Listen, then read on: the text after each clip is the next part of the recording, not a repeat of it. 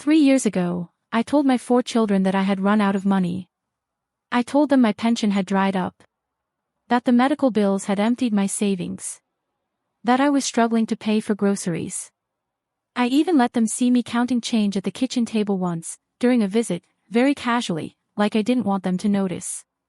Every word of it was a lie. I had plenty of money. More than enough. What I didn't have was the truth about my own children. And so I created a test. The most painful test I have ever designed. And over the next 3 years, my 4 children showed me, clearly, unmistakably, and forever, exactly who they were. My name is Evelyn. I am 76 years old. And what I am about to tell you will stay with you for a very long time. Before I explain why I did what I did, I need to tell you about the woman I was before the test. I was a pediatric nurse for 38 years. I delivered comfort for a living. I held the hands of parents in the worst moments of their lives, and I found words, somehow, always, that made things slightly more bearable. My colleagues called me the steady one. My patients' parents called me an angel, which always made me uncomfortable because angels don't spill coffee on their scrubs or lose their car keys 4 times a week. My husband Robert and I had 4 children, James, the oldest, serious and careful. Caroline, the second, bright and social. Nora, the third, quiet and deeply kind. And Benjamin, the youngest, charming and scattered and loved by everyone who met him. Robert died 11 years ago. Quietly, in his sleep, the way he had always hoped to go. He left me a modest but comfortable inheritance, the house, his pension, and savings that, if managed carefully, would see me through my remaining years without hardship. After Robert passed, the children rallied. For the first year they were attentive, present, calling often, visiting regularly. But life moves, as it always does. Careers accelerated.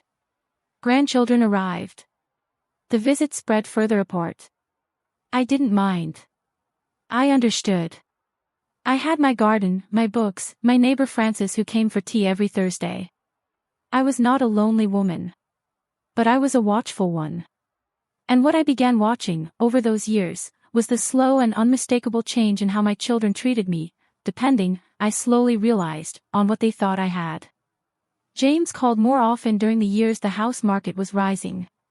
Caroline began asking casually about my plans for the property. Benjamin mentioned twice, cheerfully, as if in passing, that his financial advisor had said family property pooling was very tax-efficient these days. Only Nora never mentioned money. Not once. Not ever. I noticed. I said nothing. And then one evening, sitting at my kitchen table with a cup of tea, I had a thought that surprised me with its calmness. What would they do if there was nothing left to inherit? I am a careful woman. I do not make decisions quickly. I spent 6 weeks thinking about it before I did anything. I spoke to my doctor, a woman I have trusted for 20 years, and told her I was considering something that might upset my family and asked if she thought I was losing my mind. She laughed for a long time and then said, "Evelyn, you are the sanest person I know. Do what you need to do." I moved the majority of my savings into a separate account my children didn't know existed. I contacted the pension office and arranged for my monthly deposits to go to that account rather than the one they knew about. I left just enough in the visible account to make the story believable. Then I called a family dinner. I didn't dramatize it. I didn't cry. I simply told them, over plates of the roast lamb I had been making since they were children, that I had received some difficult news from my financial advisor. That the investments had not performed as hoped. That between the medical costs of the past 2 years and the general rising cost of everything, I was going to need to be very careful going forward. I watched 4 faces. Nora put down her fork and reached across the table and held my hand. Benjamin said, "Oh no, Mom. Are you sure? Have you had someone else look at the numbers?" Caroline said, "What about the house? That must still be worth quite a bit." James said nothing. He picked up his glass of water and looked at the table. I noted all 4 reactions. I folded them away carefully inside me. And I said, "I'll be fine. I just wanted you all to know." The test had begun. Over the next 3 years, I watched. James called less. Not immediately, that would have been too obvious, but steadily, like a tide going out. Within 6 months of the dinner, our Sunday calls had become fortnightly. Within a year, they were monthly. When I visited his home for his daughter's birthday, his wife Rebecca was polite but cool, and I overheard her say to James in the kitchen, she didn't know I was in the hallway, has she thought any more about selling? James said quietly, I'll bring it up. He never did, to his credit. But he never stopped her from thinking about it either. Caroline's approach was the most strategic. She arrived one afternoon with a glossy brochure for a retirement village 40 minutes away. She presented it warmly, enthusiastically, saying she had done so much research and that the facilities were just beautiful. Mum, you'd love it. The price was listed at the back. The sale of my house would have covered it precisely, with a small amount left over, which the brochure noted could be managed by a designated family representative. I thanked Caroline for thinking of me. I put the brochure in the recycling bin the moment she left. Benjamin was the most painful of the three, because Benjamin had always been my sunshine child. But Benjamin was also in debt. I had not known how much until Nora quietly told me, and within a year of the dinner, he had asked me 3 times for money. Small amounts at first. $200 for a car repair. Then $500 for something he was vague about.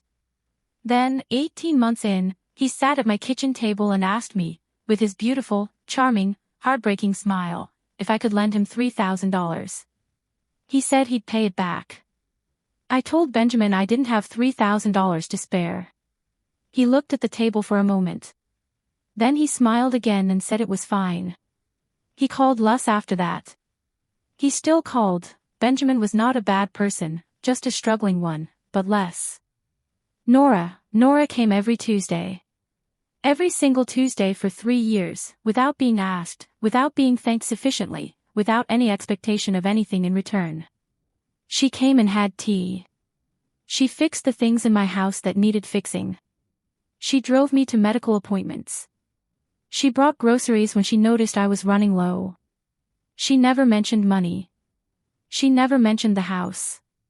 She never mentioned the future in any way that suggested she was calculating. She came because I was her mother. That was the entire reason. That was the only reason. One Tuesday, about 2 years into the test, Nora arrived looking tired. I asked if she was all right. She said she was fine, just a long week at work. I made her tea and she sat at my table and we talked for 2 hours about everything except money, everything except the house, everything except the future.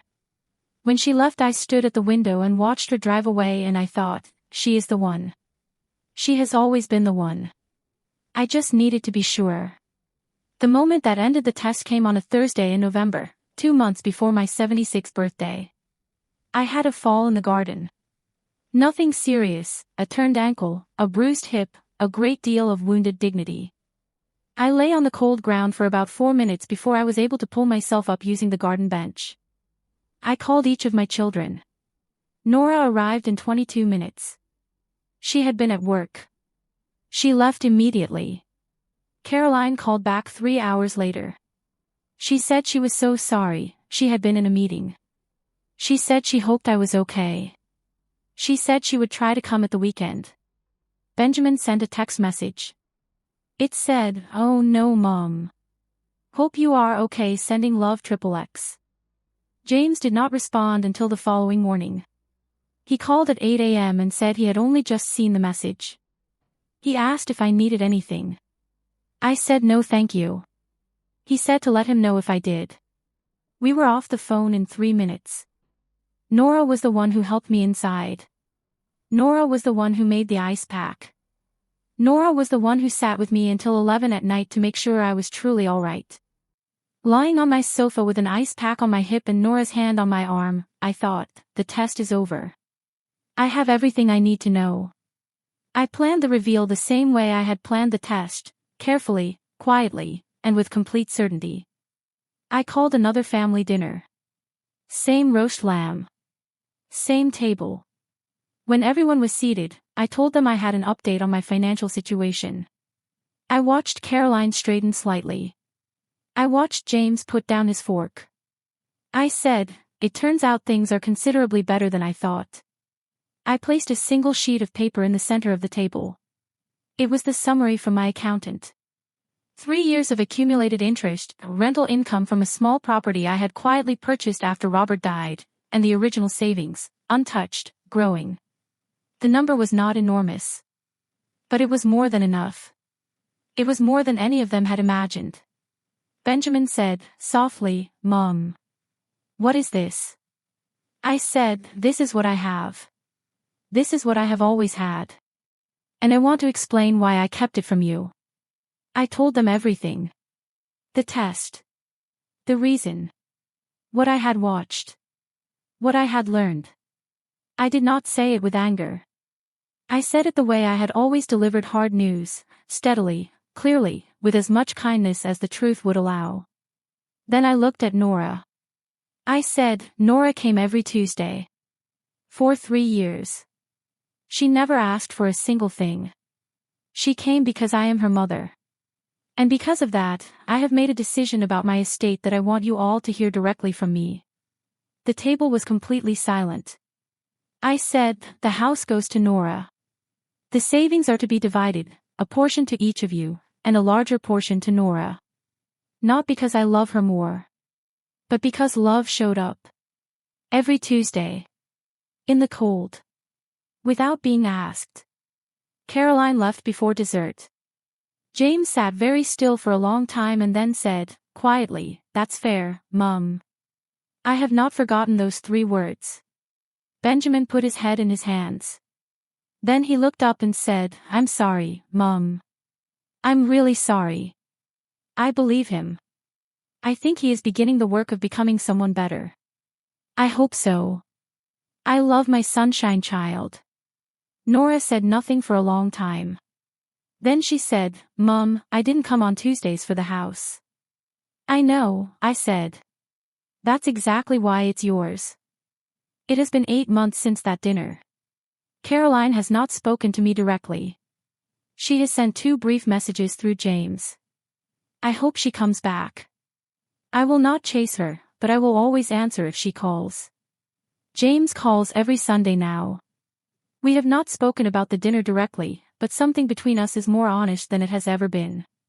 He apologized once, awkwardly, over the phone.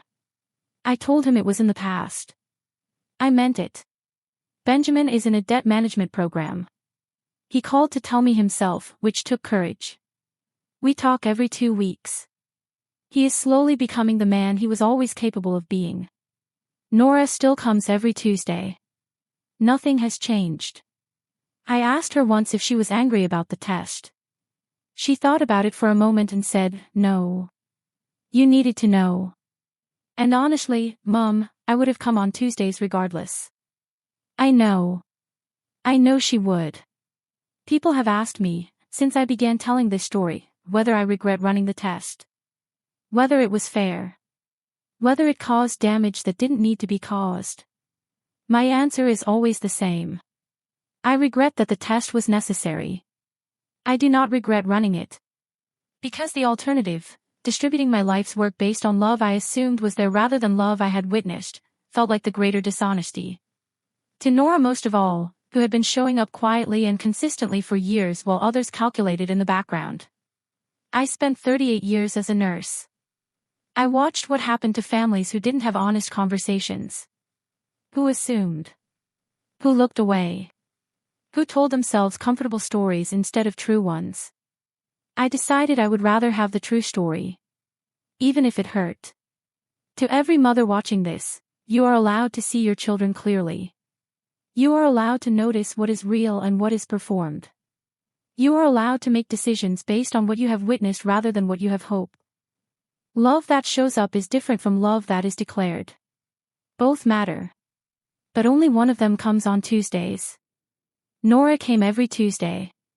In the end, that was everything. If Evelyn's story moved you, please give this video a like and subscribe. We share powerful mother stories every single week. Share this with someone who needs to hear it today. And tell me in the comments, do you think Evelyn was right to run the test? Or did she go too far? I want to hear every opinion.